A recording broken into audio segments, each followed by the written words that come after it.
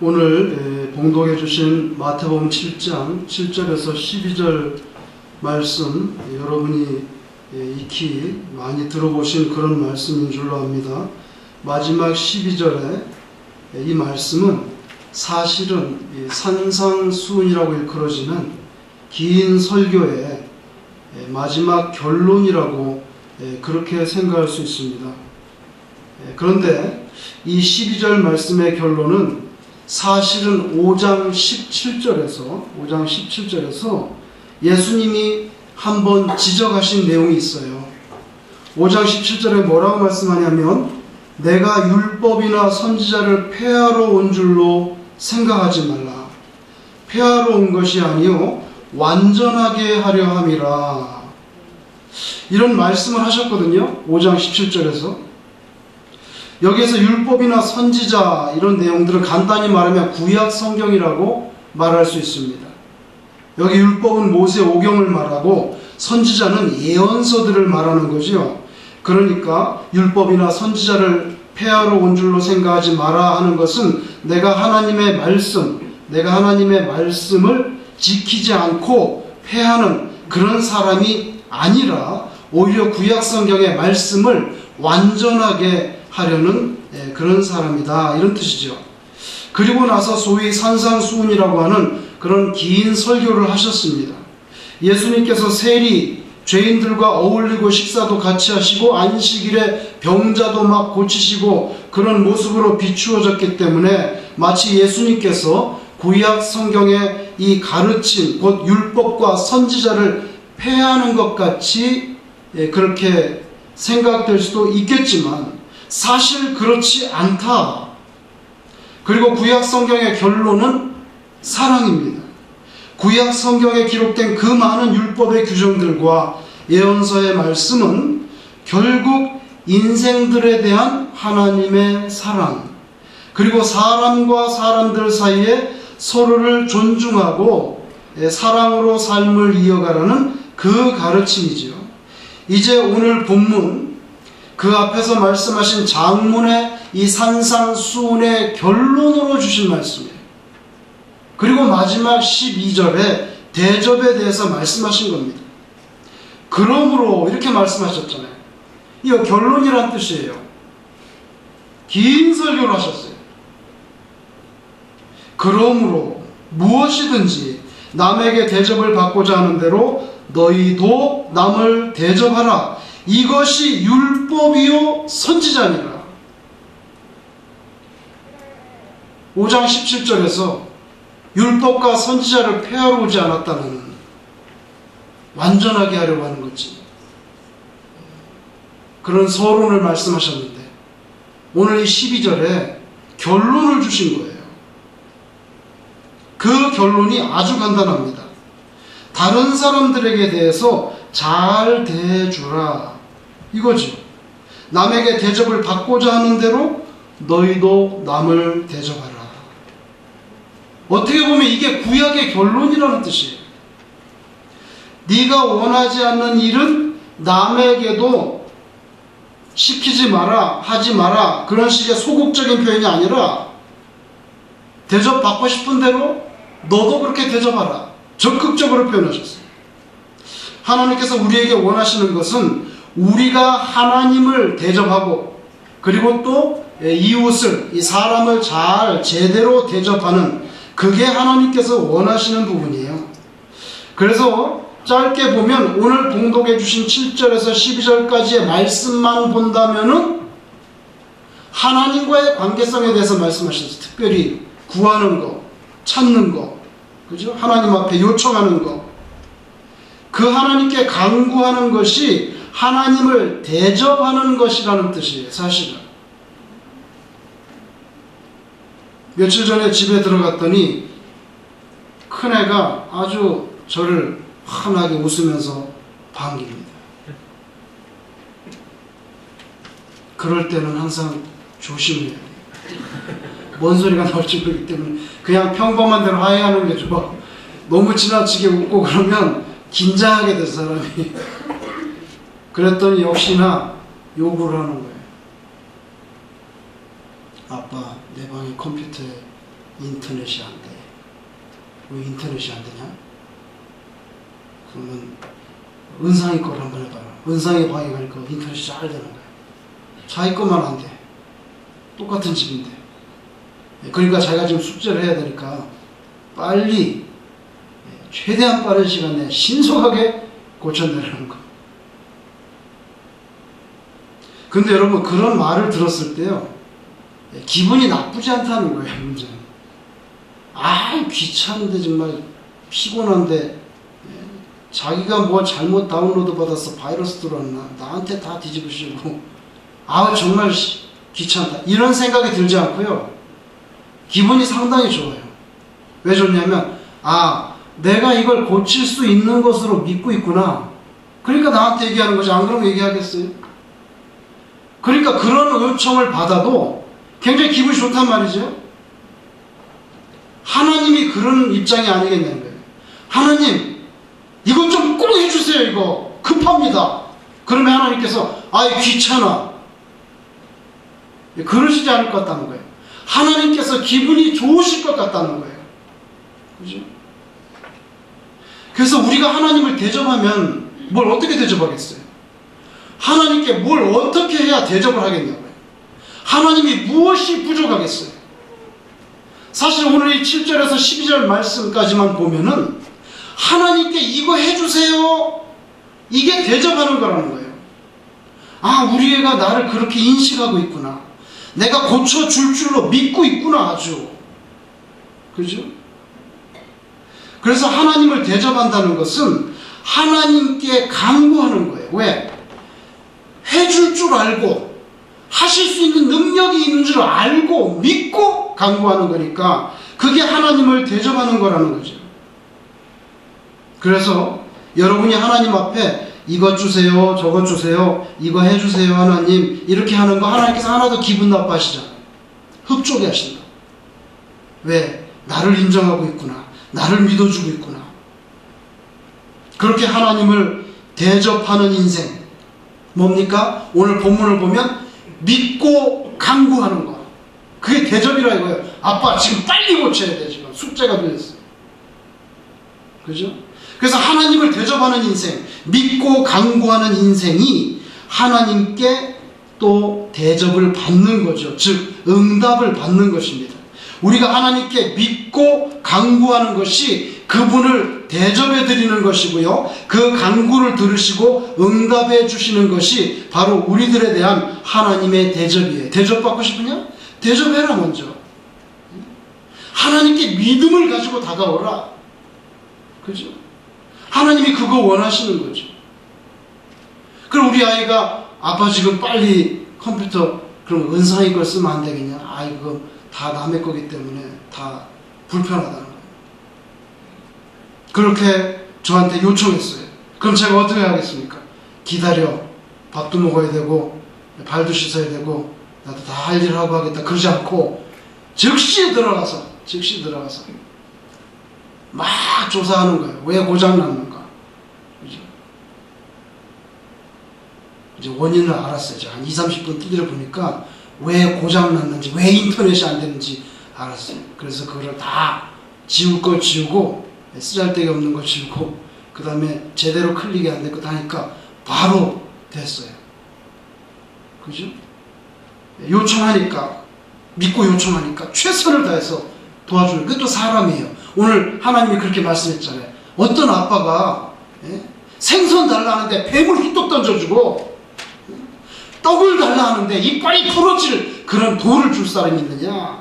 악한 사람이라도 자기 자식에게는 그렇게 하지 않는데 왜 아버지에게 믿고 요청하지 않느냐? 그리고 나서 하신 말씀이 그러므로 이렇게 나오잖아요. 그럼 이 문맥만 보면 그러므로는 거기에 관계된 일이에요. 그러므로 대접하라고. 그럼 대접받는다고도. 그게 뭐겠어요? 요 문맥만 보면 나에게 믿음을 가지고 요청하라. 그럼 내가 들어줄게. 대접해준다는 거죠. 여러분, 그래서 오늘 7절에서 12절까지만 본다고 하면 오늘 본문은요, 하나님과 인간 사이에 믿음을 가지고 간구하는 것과 하나님께서 응답해 주신다고 하는 그런 수직적인 문맥에서 결론 지어진 그런 말씀이에요. 그리고 또 이 대접하라는 말씀은 동시에 사람과 사람 사이에 역시 지켜져야 될 우리 예수 믿는 그리스도인의 존재 방식이라고 해도 과언이 아닙니다. 대접한다는 것을 꼭 함께 무슨 식당에 가서 앉아서 식사를 하는 그런 것으로만 우리가 한정시킬 필요가 없어요. 대접이라는 것은 간단한 배려, 약간의 호의, 심리적인 위로, 선언적인 지도, 약간의 배경적인 후원, 굉장히 광범위하게 적용될 수 있는 그런 단어입니다. 꼭 같이 앉아서 밥을 먹어야만 대접하는 건 아니잖아요.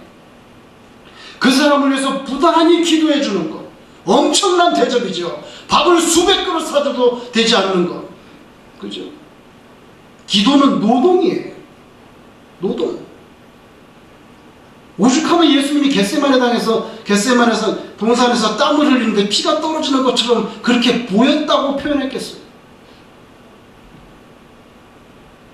기도하는데 힘이 들지 않는 것은 인간적으로 보면 간절하지 않기 때문이에요.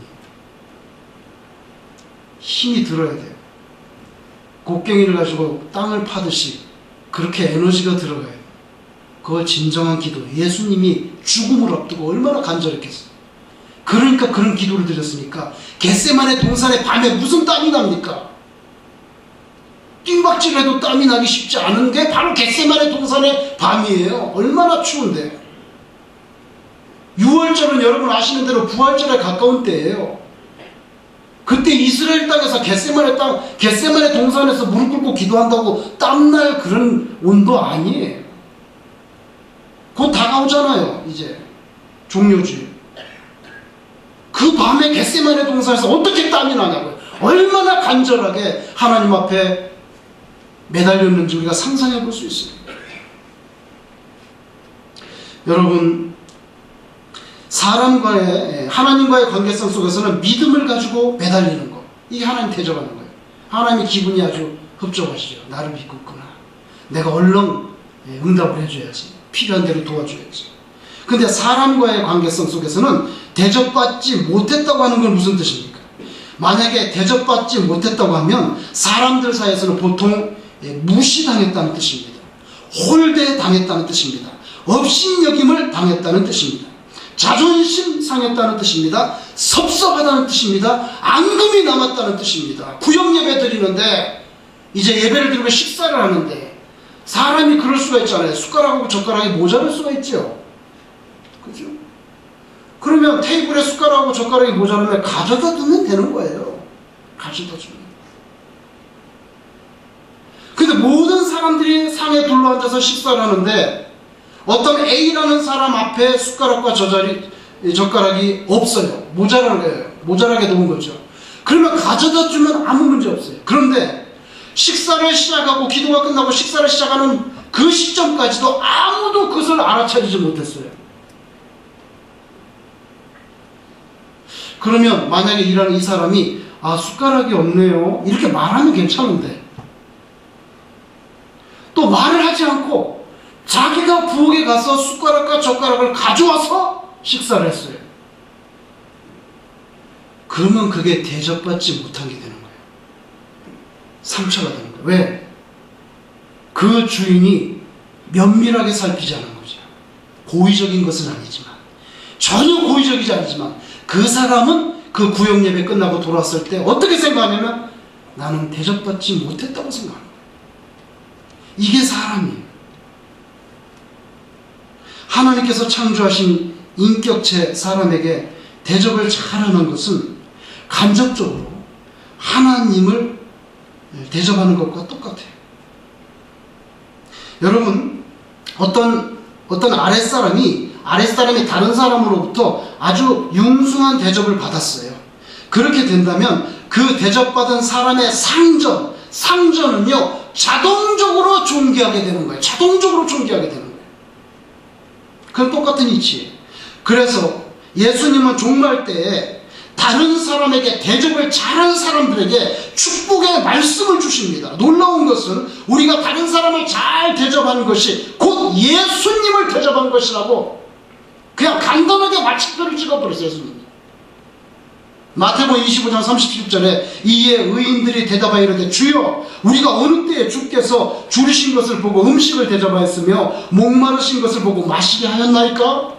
40절에 이르시되 내가 진실로 너에게 이르노니 너희가 여기 내 형제 중에 지극히 작은 자 하나에게 한 것이 곧 내게 한 것이니라. 동일시하고 있어요. 100% 동일시하고 있어요. 여러분이 빵 한 조각을 준다면 예수님에게 드리는 거예요. 여러분이 관심 한 번을 쏟아준다면 예수님께 관심을 쏟는 거예요. 여러분이 어떤 사람의 발을 한 번 닦아드린다면 예수님의 발을 닦아주는 거예요. 똑같다는 거예요. 로마서 12장 13절에 바울사도께서 편지할 때 성도들의 쓸 것을 공급하며 대접하기를 잘하라. 디모데 목사님께 편지할 때에 감독은 누가 되느냐? 디모데전서 3장 2절에 나그네를 대접하며 히브리서 13장 2절 손님 대접하기를 잊지 마라. 이로써 부지 중에 천사를 대접한 이들이 있었어.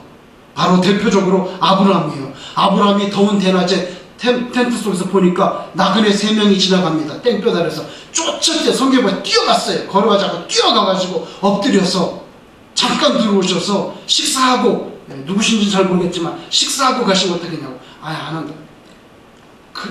꼭 오시라. 그래서 대접을 했는데 알고 보니까 하나님의 사자들이었잖아요. 3명이. 그래서 우리가 하는 일을 아브라함에게 숨기겠느냐? 소돔과 고모라가 망한다. 그러니까 하나님께 기도했잖아요. 하나님, 의인 50명, 마지막에는 의인 10명. 왜? 자기 가족, 친척, 그 롯의 가족만 따져도 10명은 안 될까? 10명은 되겠지. 그렇게 생각했던 거예요. 사실 10명이 안 됐잖아요. 안 됐음에도 불구하고 하나님께서 아브라함의 그 간절한 기도를 들으셨기 때문에 롯이 뭐 그 의롭지도 않아. 순 엉터리인데 그래도 그 불쌍해서 끌어내가지고 살려줬잖아. 그게 어떻게 된 거예요? 지나가던 나그네를 대접하다가 천사인지도 모르고 부지 중에 대접하다가 결국에는 천사를 대접하고 결국에는 자기 피부치를 살려내는 사건이 벌어졌다는 거예요. 디도서 1장 8절에 대접하며 선행을 좋아하며. 여러분, 대접할 때에 그리스도인이 지켜야 할 매너가 있습니다. 남이 나를 대접하기를 기다리지 말고 먼저 해야 돼. 그 다음에 원망 없이 해야 돼. 하면서 짜증 막 부리면서 짜증 부리면서 대접하는 거, 짜증 부리면서 일을 도와주는 거, 막 화를 내면서 뭘 해주는 거, 그건 매너가 아니라는 거죠. 베드로전서 4장 9절에 서로 대접하기를 원망 없이 하고.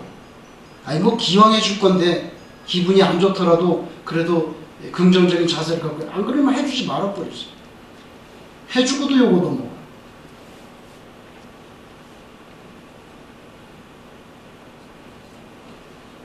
지난 1월 29일 날 캘리포니아에서 웹스터 루카스라고 하는 흑인 남자가 맥도날드 집에 딱 들어갔는데, 맥도날드 그 가게에 딱 들어갔는데 그 햄버거를 하나 오더를 했어요. 오더를 해가지고 봉투에 브라운백에 딱 담아서 이렇게 난 딱 보니까 냅킨이 딱 한 장 달랑 들어있는 거예요. 한 장. 그래가지고 이 흑인이 카운터로 가가지고 냅킨 좀 더 주라. 그러니까 매니저가 나와가지고 You people, 당신네들 말이야, 너 흑인들,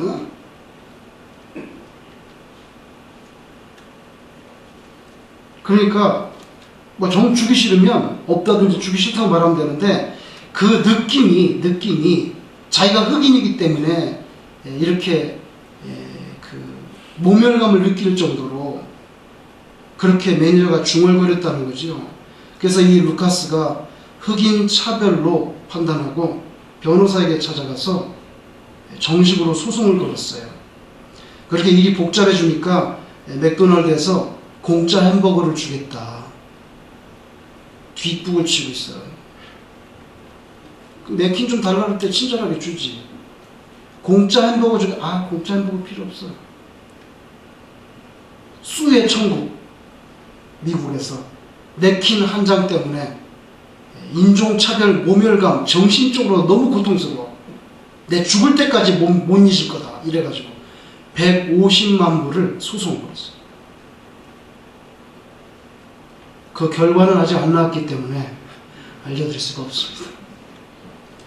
여러분, 너무나 작은 일이잖아요. 사실은 저도 그래요. 만약 냅킨 한 장을 주면 햄버거 냅킨 한 장 갖고 먹기는 좀 힘들죠. 그렇잖아요? 어떻게 조그만 거 한 장 가지고 그 햄버거 먹기 어렵잖아요. 그럼 조금 달라면 2장, 3장 더 주면 되는데, 걷다 대고 그런 식으로 표현하니까 이 소송의 발단은 무례함이에요. 무례함. 대접을 잘하지 않았던 거죠. 냅킨 한 장 더 주면 되었을 텐데, 이제 냅킨 한 장 값이 150만 불로 뛰어버렸어요. 이렇게 대접이라는 것은 오는 마음 가는 마음이에요. 말 한마디를 곱게 해야죠. 그래서 저쪽에서 곱게 나오죠. 그죠? 근데 이건 굉장히 중요해요. 누구든지 냅킨 한 장으로 먹기 힘들어요. 우리가 이렇게 이 땅에 사는 동안에 사실은 어떻게 보면 우리는 항상 거울 앞에 서 있는 것과 마찬가지예요. 여러분이 거울을 볼 때요, 절대 거울이 먼저 웃는 법은 없어요. 불가능해요. 항상 내가 먼저 웃어야만 거울에 있는 그 사람도 웃는 거예요. 솔직히 말해서 문제는 다른 사람이 아니라 내 자신에게 있을 때가 참 많은 거죠. 우리는 다른 사람들의 행동에 따라서 내가 어떻게 행동할 건지를 결정할 수는 없어요. 악을 악으로 갚지 말고 선으로 악을 이기라고 했으니까. 왜냐하면 우리는 예수 믿는 사람이니까. 다른 사람의 행동에 따라서 조건 반사적으로 그렇게 움직일 수는 없단 말이죠. 저 사람이 나한테 잘해주면 나도 잘해주고, 못해주면 나도 못해주고. 그거는 세상적인 방식이죠. 예수 믿는 사람의 방식이 아니라 무자비하지 않고 자비하고, 파괴적이지 않고 건설적이고, 부정적이지 않고 긍정적이고, 비관적이지 않고 낙관적이고, 냉소적이지 않고 순수하고, 비판적이지 않고 이해하는 마음. 이 세상에서 다른 어떤 사람들이 아니라 바로 예수를 믿는다고 하는 우리가 먼저 그렇게 다가가야 된다는 거예요. 남이 나에게 자비롭고 건설적이고 긍정적이고 낙관적이고 순수하고 이해의 폭이 넓은 태도로 나온다면 나도 그렇게 하고, 이건 성경의 가르침이 아니고요, 세상의 가르침이죠. 만일 그런 식으로 한다면 예수님의 십자가에서 고난받는 거 다 그만뒀을 거예요. 자신에게 채찍질하고 갈대로 이마를 때리고 얼굴에다가 침을 뱉고, 그리고 눈에 수건을 가린 다음에 너 선지자지, 그러면 누가 때렸나 한번 맞춰봐라 하면서 돌림방을 놓았는데, 가시멜관 씌우고 옆구리 창으로 찌르고 십자가에 못 박은 그 모든 몹쓸 사람들을 일순간 천군 천사들을 동원해서 다 제압하고 쓰레기같이 폐기 처분했어야 되지 않겠어요? 그러나 예수님은 그렇게 안 하셨잖아요. 거울은 먼저 웃지 않아요. 반드시 내가 웃어야만 웃습니다. 우리가 이 땅에 사는 방식, 존재 방식이 사실은 그런 거예요. 먼저 이해해주고, 먼저 인사하고, 먼저 웃어주고, 먼저 밥을 먹여야 되고, 먼저 악수를 해야 되고, 먼저 용기를 줘야 되고, 먼저 위로를 주고, 우리는 완전히 거울 앞에 서 있는 거예요. 오늘 본문 말씀이 이 사실을 교훈하잖아요. 남에게 대접을 받고자 하는 대로 너희도 남을 대접하라. 작년 11월 15일 날 일본에 미국에서 보내는 대사가 바뀌었어요. 캐롤라인 케네디, 여러분이 아시는 죽은 존 케네디 대통령의 장녀입니다.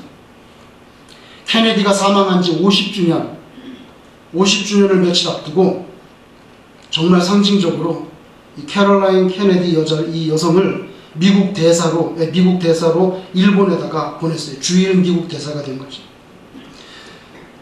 최초의 여성 주일 미국 대사. 거기다가 케네디의 장녀고, 케네디가 사망한 지 50주년이 됐어요. 더군다나 버락 오바마 대통령과 아주 가깝다는 거예요. 그러니까 일본에서는 어떻게든지 이 여자를 통해서 이 그 캐롤라인을 통해서 한일 관계, 한중 관계가 지금 굉장히 껄끄럽잖아요. 그거에 대해서 미국의 좀 지지를 받아보려고 굉장히 관심이 많았어요. 뭐 그냥 도착할 때부터 막 방송에 나오고, 예? 신문에 나오고. 11월 15일 날 부임했는데요. 11월 20일 날 아베 일본 총리와 오찬을 나눴어. 5일 만에. 신임장 제정하고 총리 면담하고 일본 도착한 지 5일 만에 다 끝났어요. 죄송하지만 주일 대한민국 대사는 작년 6월 달에 부임했어요. 이병기 주일 한국 대사가 부임했는데 신임장을 제정하는데 36일이 걸렸어요. 총리를 한 번 처음 만나는데 162일이 걸렸어요. 이게 나라의 힘이에요. 미국에서 오니까 5일 만에 다 끝났어요. 모든 게. 우리나라 대사는 일본 대사 만나는데, 일본 총리 만나는데 162일 걸렸어요. 캐롤라인은 5일 만에 만났는데. 환영 인파 가운데 연예인처럼 막 그냥 사진을 찍고 텔레비에서 방송을 하고요. 11월 19일 날 4일째 되는 날 아키히토 일왕에게 신임장을 전달하기 위해서 왕실이 제공한 마차에 올라탔어요. 방송에서 생중계가 나왔어요. 신문에 일면 기사로 나오고 굉장히 대접받았단 말이죠. 말하자면 굉장히 환영받고 대접받았어요. 왜 그렇게 대접했을까?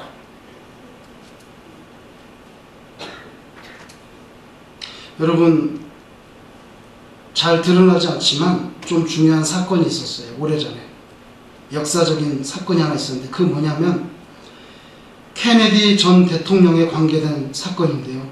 일본이 진주만을 공격해서 태평양 전쟁이 시작됐을 때 케네디가 해군에 입대해서 중위 계급장을 달고 조그만한 어뢰정의 캡틴으로 복무했어요. 55톤급 어뢰정의 정장이 됐는데 1943년 8월 2일 날 남태평양 솔로몬 군대에서 이 중위 계급장을 단 케네디가 지휘한 어뢰정이 일본 해군 함정 1750톤급 구축함하고 충돌했어. 충돌하니까 55톤짜리 어뢰정이 그 자리에서 박살이 나버렸어. 거기에 13명이 타고 있었는데 2명이 죽었어요. 그리고 칠흑 같은 밤바다에 케네디가 5시간을 헤엄쳐가지고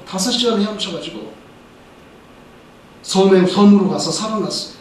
자기도 등에 부상을 입었는데 자기 부하 한 명 로프에다 묶어가지고 끌고 5시간을 헤엄쳐서 3마일을 헤엄쳐서 조그만 섬에 도착했어요.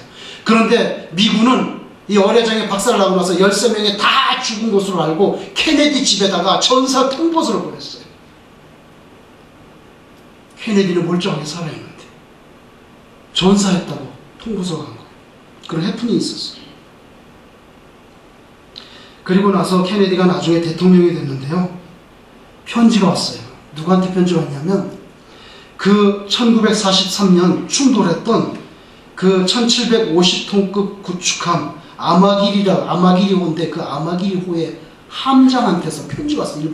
일본 사람 편지가 왔어요. 그 편지 내용이 뭐냐면 당신 부하 2명 죽게 된 것, 그리고 지난 과거의 역사에 대해서 용서를 구한다는 편지.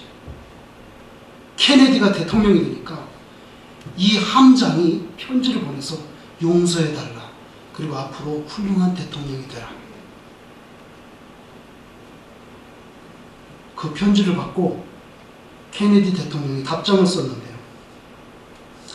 뭐라고 썼냐면은 어제의 적이었으나 오늘은 동지다.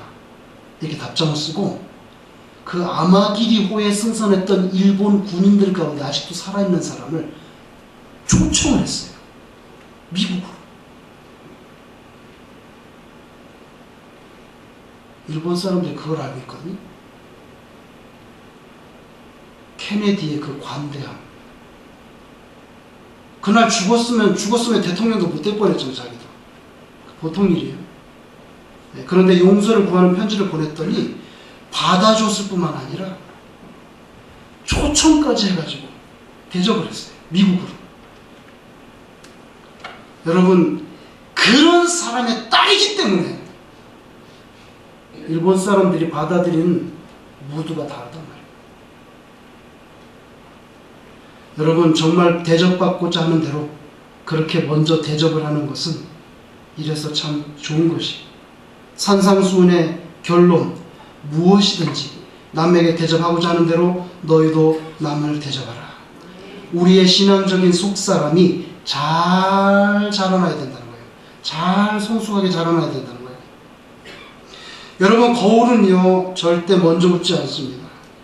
내가 먼저 웃어야 거울이 웃습니다. 땅도 그래요. 거울이에요. 내 땀방울이 쏟아져야 싹을 내지요. 예수님도 그래요. 이웃도 다 거울이에요. 거울이 웃지 않는 것은 결국 거울의 책임이 아니라 나의 책임이라는 거죠. 왜 거울이 웃지 않냐? 나의 책임이라는 거예요. 내 주변 사람들이 나를 향해서 웃지 않는다고 하면 내가 웃지 않고 있다고 하는 그런 뜻일 가능성이 높아요. 내 주변 사람들이 나를 향해서 선하게 말을 하지 않는다고 하면 내가 언젠가는 악한 말을 했기 때문에, 거울이 내 자신이 있는 그대로 전혀 포장하지 않고 그대로 보여주듯이 우리의 거울인 내 주변 사람들의 모습을 보면 내가 과연 어떤 종류의 사람인지를 깨닫게 된다는 거예요. 우리는 종종 어떻게 생각합니까? 나는 괜찮은데? 내 주변의 사람들이 좀 모자란 사람들이 많은 거지. 나는 쓸만한데 내 주변 사람들이 좀 이상한 사람들. 내 환경이 좋지 않아. 좀 좋은 가족을 만났어야 되고, 좋은 사장님, 좋은 선생님, 혹은 좋은 학생을 만났었어야 되는데, 이런 생각을 할 때가 있지 않습니까?